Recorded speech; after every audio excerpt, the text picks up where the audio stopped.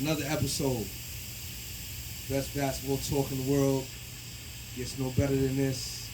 We only speak for guys that are currently doing it or have done it.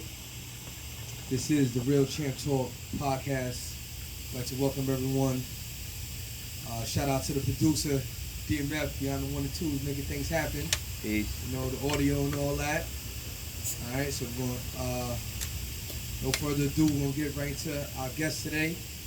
Alright, watch this young man grind his way to where he's at right now. Alright, I had the opportunity and pleasure of coaching him in middle school, in JV. Alright, he's doing big things, and he definitely earned his way to have a seat here and have this basketball talk. And we're going to get into his basketball experience, his perspective, things he has going on now. If you've been keeping up with the JBA league, all right, you can see a 6'6", light-skinned, long-arm guy by the name of Calvin Brown out there doing his thing. All right, getting some overseas experience, representing Roosevelt, New York. I'd like to welcome my man, young CB, Calvin Brown. Appreciate that. Welcome, bro. So, Pleasure to be here. yeah, man. So, we got a lot to cover today. So we're gonna get started with take us back to how you first got started playing basketball. What some of your early influences, whether it's like family members in your life that introduced you to the game of basketball, or did you see something on TV that just attracted you to games? So tell us about your early influences when you got started, first started playing ball. I was like 6 years old and I was watching the Knicks. I used to watch Stephon Marbury, Jamal Crawford. Zach Reno was on that squad. Eddie Curry. They had a nice little, street ball type squad, but especially the guards. I used to love watching guards. So that was before I even started playing basketball. But then when I was like 7, my mom took me to the court with my brothers. Took my first shot. I made it. I'm like, yo, I like basketball. Kept playing from there. I just started to love the game more because I love watching it already. So I was kind of tall for a kid anyway. So my mom put me in the little basketball camps and stuff like that, and my game really started to develop over the time, over the years. So yeah, that's pretty much where it started from. Okay, so now I'm gonna take it back to the middle school days of when I first started coaching over at Roosevelt Middle School. So I remember getting there. I started out with your crew first. Went by 81. What was it? 81 that year? 9-1. I know we only lost one game. So a lot of talent, and I just remember, I remember seeing you before that out in the park, and just being some, long skinny kid out there, always at the park shooting around, this and that. I'm like, hey, this kid got some game, got some skills. So when I'm coaching, it's a no-brainer in tryouts. I'm like, obviously I'm gonna put this kid down, familiar with him. So share with us middle school experiences. When I think about to basketball, middle school, that was like some fun times, like middle school basketball. So talk about that start at the middle school level. What was your experience like? In middle school, I felt like I wasn't good. Like I felt like I could have did way more, especially that season that you were coaching us. Right. I knew I had the talent. Like whenever I played street ball, like I was up there with the players that was doing the most scoring and being the best players on our team at that time. But middle school, like gym class, I was killing everybody. Like everybody knew, yeah, this is one of the best players in the school. So when I got on the court, it didn't really translate. That was one thing that I made sure I worked on. When I got on the court, I actually could produce like what I know I'm capable of doing. Right. The middle school days was fun though, man. You definitely were a great coach, and you had us right. You had us ready. Appreciate it. So you guys was like my guinea pigs. I was kind of like trying different things out with you guys, but yeah, the early days. So a lot of young guys, when they're making that transition from street ball to organized ball, a lot of guys don't know how to separate the two. So what was your biggest adjustment from, like you said, you grew up playing in the park, playing gym ball, playing, amongst your friends, to playing on the actual team? Now you got kind of plays and you in the system. I'm getting on you guys with study hall, even from an early age, middle school, making y'all get your schoolwork done. So talk about a little bit how you had to adjust with that transition from street ball to organized ball. First off, the most important thing when you translate from street ball to organized ball is just playing to where your coach wants you to play and playing to where you're comfortable at. Right. So I'm not going to go out there trying to perform and one dribble moves that I'll do in the park. It's an organized game that's not going to work. There's five people on defense that know what they're doing on defense. So you really gotta pull out either the fundamentals or pull out some sort of bag that's gonna get you a bucket or get your teammates a bucket. So street ball is definitely different because you're just going wild. You're not really thinking about anything. But when you got a crowd watching you and you got your coach watching you, like, damn, I might get pulled out the game if I do something wrong. Right. So you gotta just buckle down. Set your ego aside. Definitely gotta put that ego to the side. Yeah, that's big. Yeah. A lot of kids don't know how to make that transition. Yeah, that's a big part too. And that's like you said, study hall. That's just something that you get your homework done. You go to practice. So when we go home, we don't gotta worry about knocking out homework, doing all that stuff. So that's another good thing. I felt like Roosevelt had that going through the years. Like we always were. I feel like you kind of started that. Like coaches was like, yeah, Roosevelt. We gotta do study hall. We gotta do this. We gotta do that. So I feel like you kind of started that. Right. Yeah. So early on, so coaching you guys, I had a vision to where I kind of like wanted the program to go, and definitely wanted to start you guys at the age to get you guys kind of used to what you were, how your life was gonna be. Like, yo, basketball's something you want to do. Got to do these things throughout high school, college. I mean, you have to buckle down and study on and all that. So, all right. So you finished your eighth grade year, right? You do pretty well. We went 8-1. We did good as a team. Guys developed. So I was pretty proud of that team because think about it, pretty much damn near everybody on that 8th grade team played high school basketball to start their 9th grade year. So that's a good sign where you coach a middle school team and the very next year a large group of those players make the high school team. So now you're in your 9th grade year, you're playing high school basketball at the JV level, getting your first start at high school basketball. What's your mindset going into your freshman experience, and what's your overall mindset to start basketball off your JV year?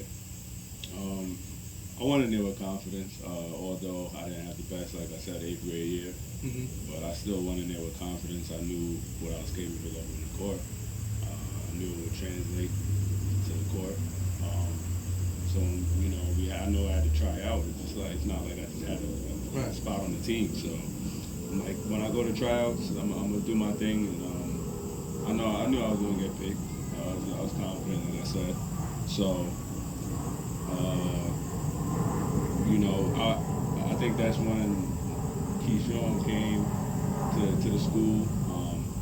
Me and him had like a little rivalry match going on. So y'all played 2 years ago? Yeah. We played 2 years ago. So we had a little rivalry match going on between us this period.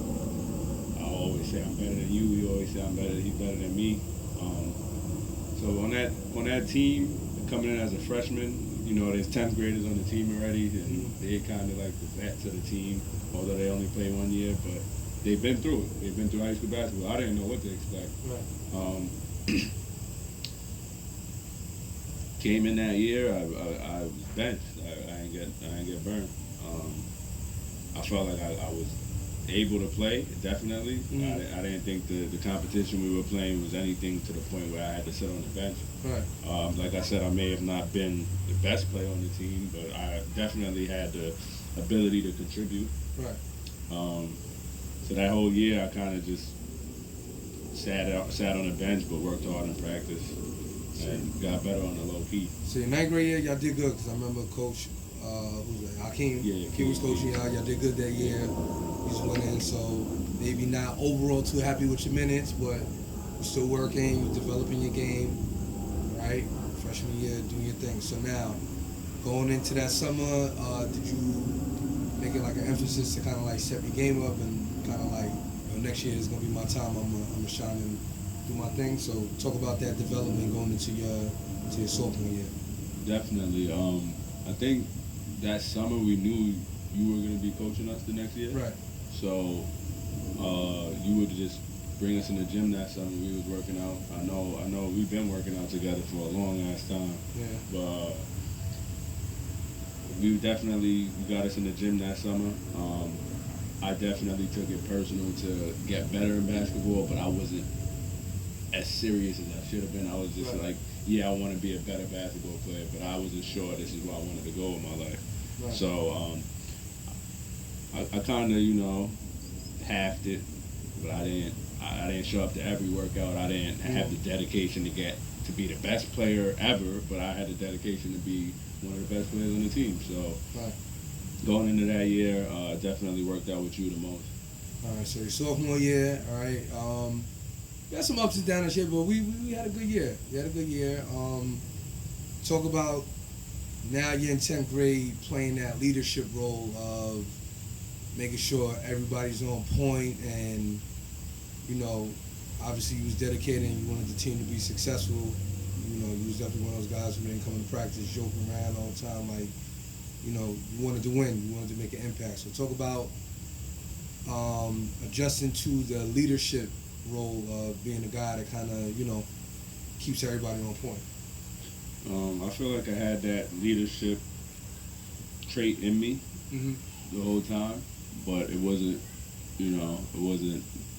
I wasn't able to put it out there really because I didn't play. Right, because everybody sometimes, a lot of guys believe that you got to be scoring the most amount of points on the team to have a say-so. Yeah. That's not necessarily true. Like, when I came up, I remember my early years playing in the Bronx. I was in like 8th or 9th grade, and there was this dude on the team. He wasn't like the most skillful person, but he was like the dog of the team. Like, he would run through a brick wall first. If it was like a brick wall, everybody's like, all right, who's going first?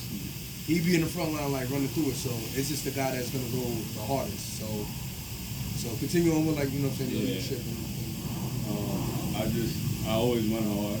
I tried to, be first, run when we run 17, suicides, anything. I try to be the first one up. Right. I try not to put my hands on my knees. Try not to show that I was tired. Just try to, keep the energy up. And, especially as a leader on the team, your energy affects everybody else's energy on the team coming into practice, especially. If you come in there playing around, everybody's going to be feed off that energy. Right. We're going to have a bad practice because everybody's going to be goofing around. So I just wanted to win, like you said. Becoming that leader from the 9th grade year to the 10th grade year, it taught me a lot. Like, you definitely taught me a lot. You had me, that had a lot of side talks with me. Me and you were together a lot more than other players. Right. So I just knew that it was time to step it up and be that leader, be that guy that the guys look up to. The young guys look up to. Yeah. So that year we had a lot of interesting.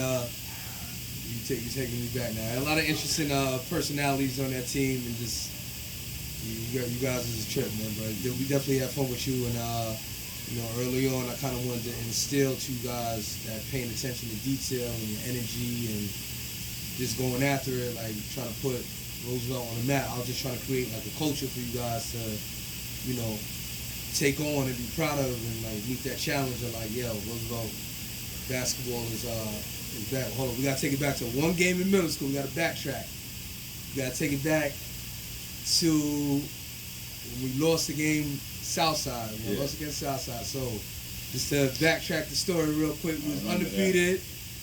We was about maybe 5 games into the season. Play against the team Southside. coached by a high school teammate of mine. So they walk in the gym, you know, they don't look like much, and I just look over at you guys, and I can just remember this real cocky swag, and everybody's feeling themselves. I remember going into the locker room like, yo, fellas, this team is going to be ready to play. And I kind of, you know, was like, talk about that. Talk about that moment you remember in that game, playing against Southside. First off, Southside spanked us the year before that. That was my first. Right. That was my first like real organized. Middle game. school when you was in seventh. And yeah, when I was in 7th grade, that was literally our first game. It was at Southside.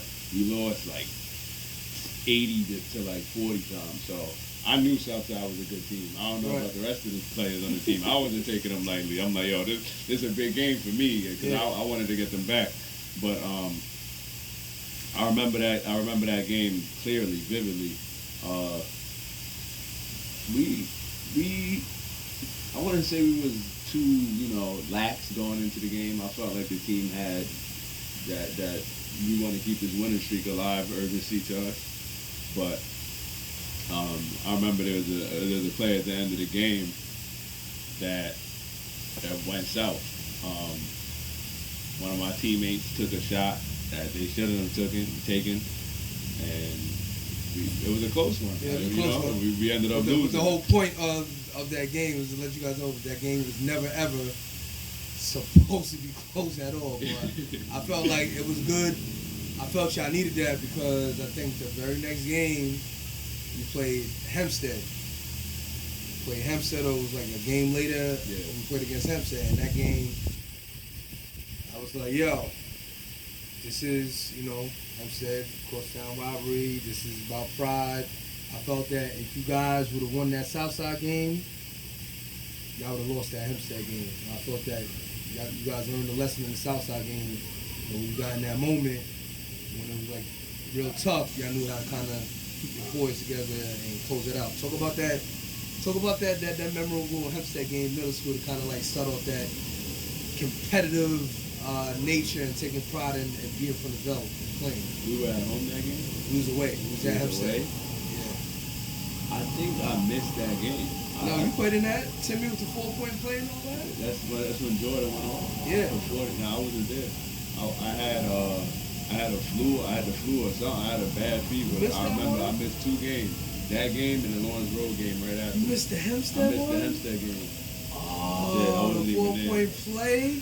Man. I still got pictures of that. Yeah, we still got pictures of that. That was a big time game. Like I'm mad I missed it. I'm like, yo, Jordan at 41. Yo, this. I'm like, damn. Yeah, it was. They was going at it. It was like that was like, you know, in Long Island it's like no playoff championship game, but that was like the first like atmosphere. Like I wanted you guys to get that taste of like, yo, this is kind of stuff you're gonna be facing when you get to the high school level. Games get real intense, things like that.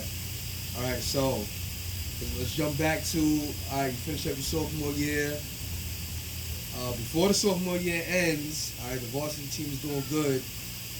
The varsity is going to the playoffs. Now, at that time, Coach Woods, he came to me and he asked for me to move up 2 players. Now, we had a few good guys on the JV, so, you know, I recommended you. And I recommended Isaiah. Was it Keyshawn? It was Keyshawn. Yeah. You and Keyshawn. Moved y'all up, right? And at first the grumblings were, yo, why you moving Calvin up, man? Yo, you should move Isaiah Mitchell up. I'm just like, my reasoning for moving you up is I seen your skill level progress develop as the season went on. You got better.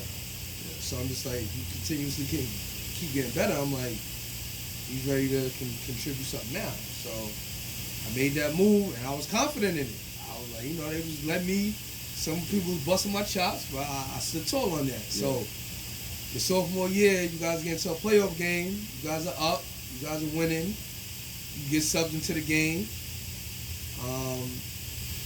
Touch the rock, you catch it. Let a 3 fly, it goes in. Like 30 feet. Everybody turns, from the 30 feet, everybody turns to me and looks at me. He's like, yeah, Holmes, no doubt, yo, you moved him up. And I'm just like, y'all get out of here, man. Like, come on, man. Y'all trying to play me before, man. Talk about that moment of getting into a varsity game, hitting that shot. What did that do for your confidence? Wasn't that a Keyshawn assist?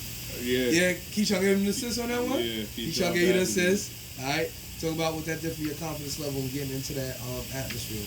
First thing I want to say, that's crazy because my brother literally sent me a video of me hitting that three today, like a few hours ago, like at like 2 o'clock. He sent me that.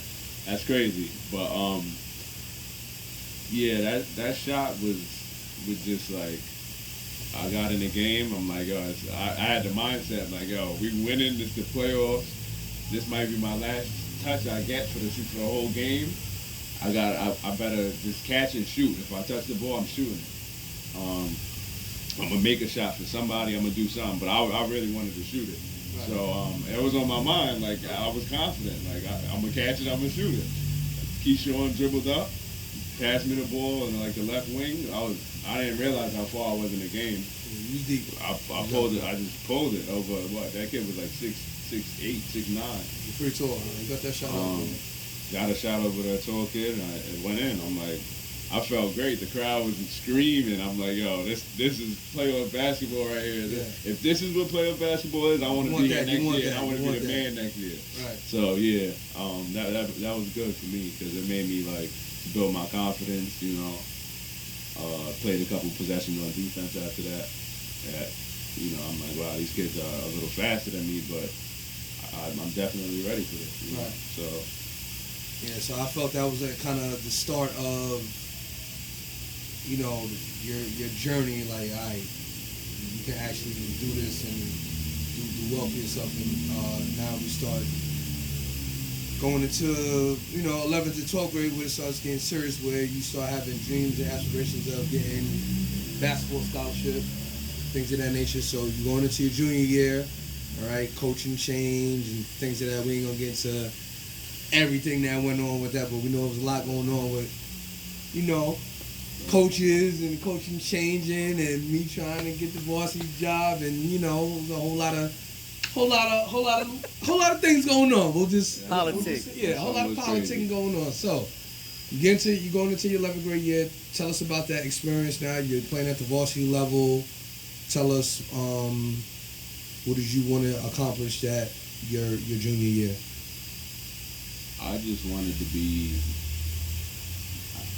on college coaches' radars from there, because I know that players got scouted from early ages. So I'm like, yo, if kids is getting scouted from 8th grade and I ain't hear nothing from a coach and I'm in 11th grade, I got to get on somebody's radar right now. But y'all did get better. You did get better going into your 11th grade year because we were still, me and Coach, you know, we were still involved with you guys. We started taking y'all out to the city. Talk about a little bit of that, playing in the city versus playing in Long Island. How do you feel playing in the city and stuff? How did that kind of like get you ready? The city was way tougher. I'm gonna say that straight up. We played at Rucker. We used to play at. Rucker was tough, bro. Like, them kids was older than us. They was stronger than us, faster than us. But we went out there and we competed. We even won some of those games. Yeah, held your own. I remember a lot of the games got canceled for rain or whatever the case may have been, but whenever we played, we held our own. I felt like, you know, you brought the right group of guys out. We played a game. Milbank, the Milbank. I took y'all out there. Y'all got the dub. Took 5 of y'all out there. We went out there, played against a, you know what I'm saying, decent group. Got the win. Your confidence went sky high. I think I got dunked on that game. That was not that game. Oh, was that game? We got that one. Then the second time, dude was like, yo, come back again.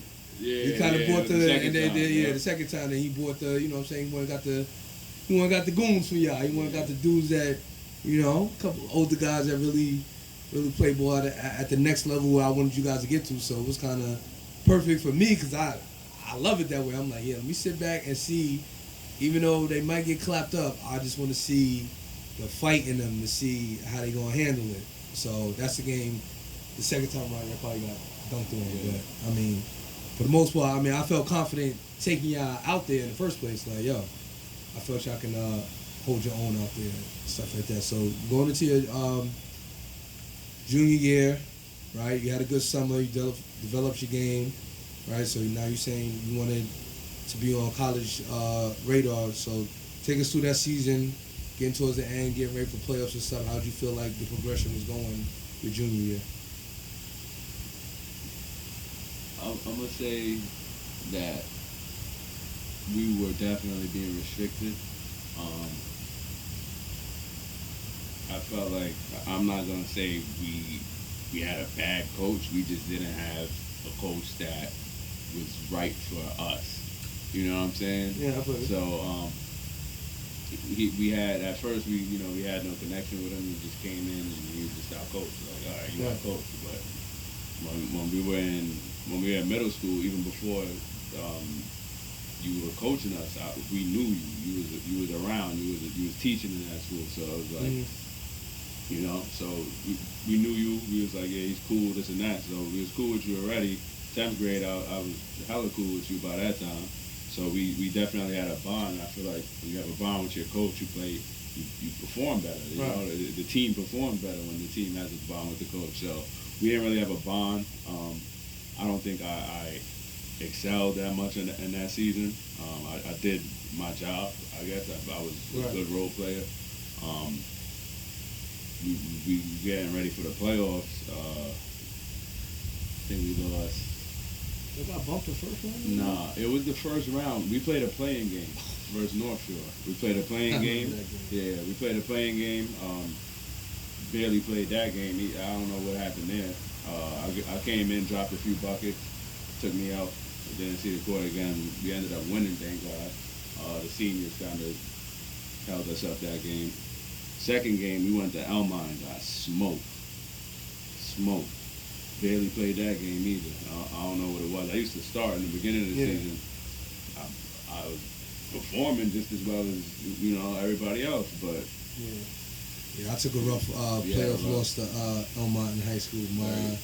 My sophomore year, we didn't play them in the regular season, so I didn't know anything about Elmont, this and that. So we made the playoffs, and the final four teams was Long Beach that year. Had a hell of a team. It was Long Beach, Hempstead, Baldwin, and Elmont. So we was looking forward to. We wasn't thinking about Elmont. We was like, we either gonna play Long Beach, Hempstead in the championship. And my man Darius Burton, I have sit down, come on this podcast, head coach of Baldwin boys basketball right now, varsity. He was giving us the scouting report. He was like, yo, man, this team can play. Watch out. And we sitting there like, all right, man, we hear you. And lo and behold, Elmont came out there and they clapped us, bro. They clapped us. So I still got some salty wounds about that one. All right, so your junior year, you finish up. So you just played your role. Going into your senior year, now you're taking leave. And, senior year is kind of like the breakout where it's like, yo, it's now or never. This is all me. It's all takeover time. Speak about the experience of your senior year and how your game developed and really went to the next level. Going into that summer is when I really started shining because we had summer tournaments and I was killing. So every summer tournament I was trying to impress the scout that they was coming to see us. What school are we from? Medial College, I think. So I'm like, yo, I got scouts here. I'm hearing about Buffalo State or something like that. I'm like, yeah, I gotta show out. So that summer I was doing my thing. That really built my confidence going into the senior year because we was playing against Baldwin, Elmont. We was beating these teams that we couldn't beat in the regular season the previous year. So they had their players, we had our players. You know what I'm saying? It wasn't like it was a game where this player was that guy's missing out. Right. It was a game. These were games that were legit competition. So we were playing teams. Like I'm killing every single last one of these teams. Uniondale, Hempstead, Elmont, Fort Washington. I'm like, yo, I'm killing all these teams. I'm gonna come in this season killing. So we started off that season, man. I was confident. balling. So now you start catching dunks in games and stuff like that. So tell me about that initial feeling of catching like your first dunk in a high school game and getting that adrenaline rush, and talk about that a little bit. My first dunk in a high school game was in 11th grade. My first game. Okay. You might not have known that. In 11th grade, we went to Philly to play Penn. Forgot the name. Penn. It was a high school. They was like state champions a few times. We played them. Was that my last year coaching JV? Yeah. That team was legit. That team was legit. Yeah. I came down. We was getting smoked. I came down. Boom. Yeah, I'm like, yo, I was like, yo, that felt good. You know what I'm saying? So after that, I don't even think I dunked after that for the rest of my 11th grade year, because my bounce wasn't there. Like I just had the adrenaline going down the middle of the paint. Right. But in 12th grade, I was like, it's dunking is easy now. Like I'm catching it, dunking on vert, two hands. Right. So at that point, it was like it was hyping me up. Like I always was looking forward. Like I wonder how much dunks I'm gonna get this game. Like that's cool. So, yeah, by senior year, you like fully in your bag. It's straight kill mode. Like nothing stopping me. So you guys get to the playoffs that year. Another early first round exit. Yeah. Technically we lost in the third round because we had a team. We had a bye, I think, because we was first. That's right. We had a bye. Played Manhasset. They fouled me out that game. One of those fouls, I was nowhere. And my foul. I was literally like this. And what's crazy is I knew he was gonna call it on me too. They was out to get me that game. We still won. So I was on the bench. Player made a free throw, missed the free throw, got his own rebound. Pretty much was over after that. Then we played Hewlett in our second round. That game, we had momentum, man. So your senior year, that was the game when y'all went out home. That's the one when Nas hit the layup to save y'all. Nas saved y'all that one. Nas made the layup. That was the game. I had a few clutch buckets that game too. Coach Jay was yelling like, "Yo, give Timmy the ball." I'm like, "Yo, nah." I was waving him out the way like, "Nah, I got this." Took a mid-range shot, pull up. It was good. I was feeling good after that one. Made a clutch layup. Then they fouled me out.